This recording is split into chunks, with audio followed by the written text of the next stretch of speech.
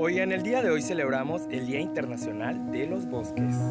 Los bosques constituyen uno de los ecosistemas más valiosos del planeta Tierra. Los bosques nos dan múltiples beneficios, como por ejemplo, absorben el dióxido de carbono, protegen el equilibrio ambiental, purifican el aire, mejoran la calidad del agua. Los bosques también sirven de refugio para muchos animalitos que lo habitan.